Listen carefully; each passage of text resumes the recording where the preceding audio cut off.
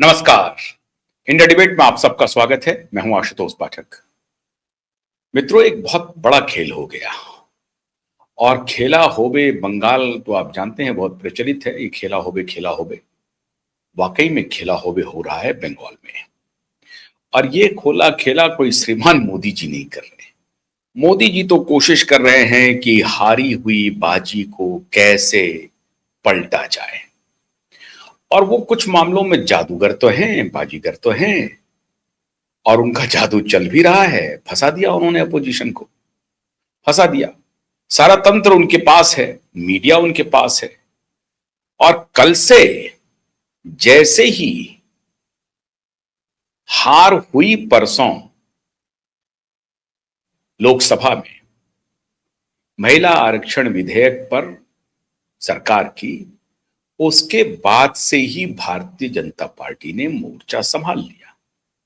और अब ऐसा लग रहा है कि भारतीय जनता पार्टी के चाल में अपोजिशन पूरी तरह से फंस गए। मैंने आपको पहले कहा था कि ये अपोजिशन के ऊपर निर्भर करेगा कि वो बीजेपी के इस नैरेटिव को काउंटर कैसे करे। लेकिन ऐसा प्रतीत हो रहा है कि बीजेपी के इस नैरेटिव में अपोजिशन पूरी तरह से फंस गई। वो ये समझा नहीं पा रही है कि परिसीमन विधेयक का हम लोगों ने विरोध किया है, महिला विधेयक का हम लोगों ने विरोध नहीं किया है। जनता ये स्वीकार करने के लिए तैयार नहीं है। जनता में भी कौन जनता?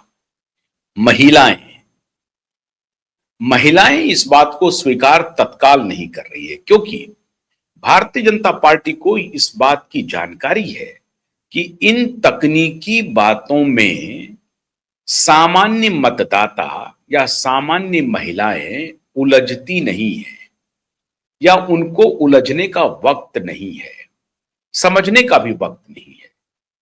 हमेशा अपोजिशन इसी जगह मात खा जाती है। राजनीति नैरेटिव से चलता है, और वो नैरेटिव जो सहज हो, सुलभ हो, फौरन लोगों को समझ में आ जाए।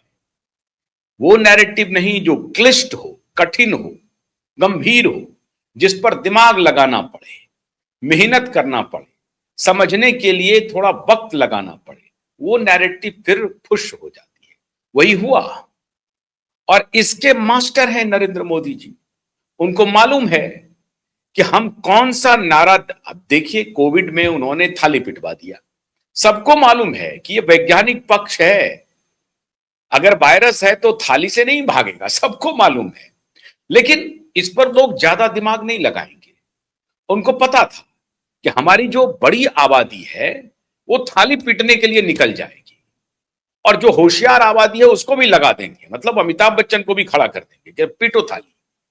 थाली पीटने के लिए आ गए अमिताभ बच्चन भी, ऐश्वर्या राय भी आ गई थाली पीटने के लिए।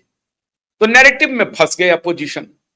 अब उसको लगा कि अब क्या करें, इसका अगर विरोध करेंगे तो दिक्कत होगी। तो उन्होंने समझाने की कोशिश की कि थाली पीटने से वायरस थोड़ी भागेगा, वायरस तो ऐसे भागेगा, वायरस तो वैसे भागेगा। लेकिन नरेंद्र मोदी कामयाब हो गए ये लोगों को समझाने में कि नहीं, ये कठिन समय है, कठिन दौर है, हमें हमें हौसले के साथ इस कठिन दौर का मुकाबला करना है। और ये सहज नैरेटिव था।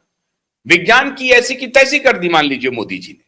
लेकिन यह बात लोगों के दिमाग में नहीं आई। लोगों के दिमाग में आई थाली, ताली, एकजुटता।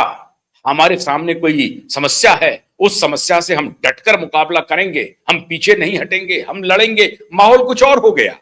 वो हमारे मित्र थे, बड़ी अच्छी बात कहते थे। जब भी बजट आता था तो बजट के बाद जो भारतीय जनता पार्टी के, अभी तो भारतीय जनता पार्टी की सरकार है पिछले 10-12 वर्षों से, तो जो भी बजट आए तो बजट के बाद उनके नेता आ जाए और पूछने लगे, अपोजिशन के लोग कहे कि देखिए आपने टैक्स में ये नहीं किया, आपने ये बढ़ा दिया, आपने वो बढ़ा दिया। तो नेता जो उनके होते थे वो आकर के टेलीविजन पे कहने लगते थे, गरीबों के आंसू पोंछे जा रहे हैं, महिलाओं के सुख समृद्धि का ख्याल किया जा रहा है, बेरोजगारों के लिए रोजगार की गारंटी दी जा रही है। ये अपोजिशन को समझ में नहीं आ रही है। अब अपोजिशन तकनीकी पक्ष, कितना ग्रोथ रेट है, कितना ऊपर गया, कितना नीचे गया, वो ग्रोथ रेट समझने के लिए उनके नेता नहीं बैठे हैं।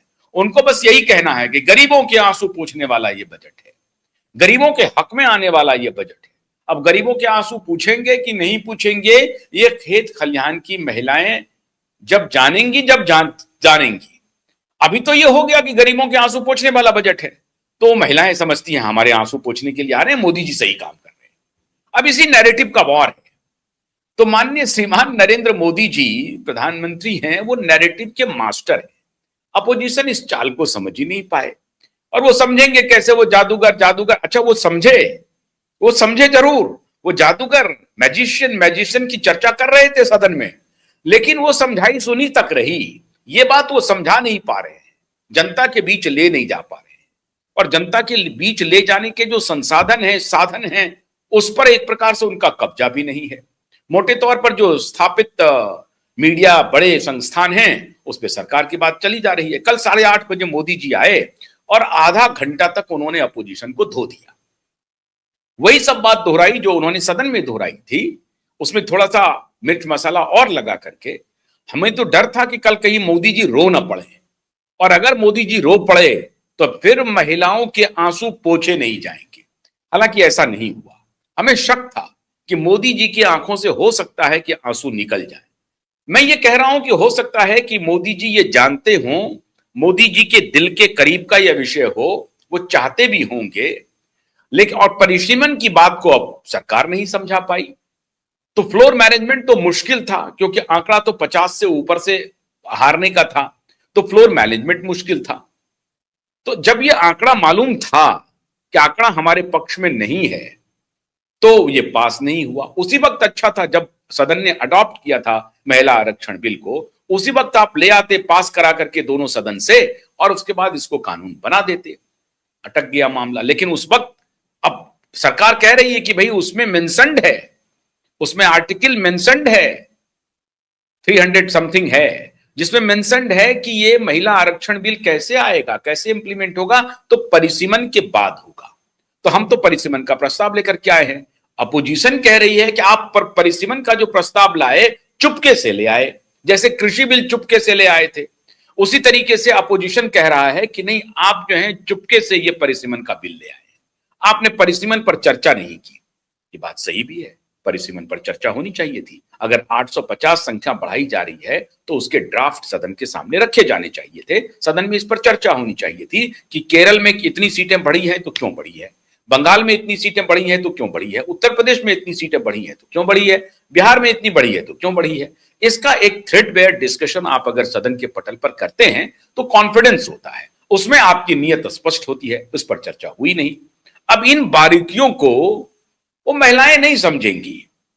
बस मोदी जी ये कह रहे थे कि आप महिलाओं को सदन में आने से रोक रहे हैं। यही बात तो उनको चाहिए, और वही बात हो गई। अब जो लोग कहे थे, जो जादूगर को समझ गए थे, वो जादूगर हैं, ये बात समझा ही नहीं पा रहे हैं जनता को। और जादूगर वाकई में जादूगर निकले। उनको पता था कि ये बाजी चलेंगे, इसे ये जादू समझेगा और हमारा जादू चल जाएगा, और जादू चल गया।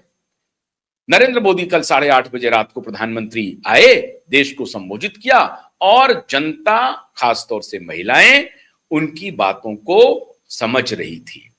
जो क्लेम नरेंद्र मोदी कर रहे हैं कि 100% महिलाओं का समर्थन हमें है, मान लीजिए उसमें से जो पॉलिटिकल एक्टिविस्ट हैं उसको माइनस कर दीजिए, तो बात सही कह रहे हैं नरेंद्र मोदी जी कि मैक्सिमम महिला मतदाताओं का, महिला वोटरों का, आधी आबादी का नरेंद्र मोदी को इस मुद्दे पर समर्थन मिल गया है। और मैं दावे के साथ कहता हूं कि अगर एक बूंद भी नरेंद्र मोदी जी की आंख से आंसू टपक गया होता कल, फिर तो सैलाब आ गया होता। फिर आपको गांव से महिलाएं कैसे आंचल से अपने आंसू पोंछ रही हैं, इसकी वीडियो की बाढ़ आ जाती। हालांकि वो आंसू अभी भी आएगा, आप देखिएगा, कभी न कभी वो वीडियो आ जाएंगे जब महिलाएं अपने आंसू को पूछ रही होंगी आंचल से। वो वीडियो जल्दी आपको देखने को मिलेंगे। महिलाओं में बाजीगर बन गए नरेंद्र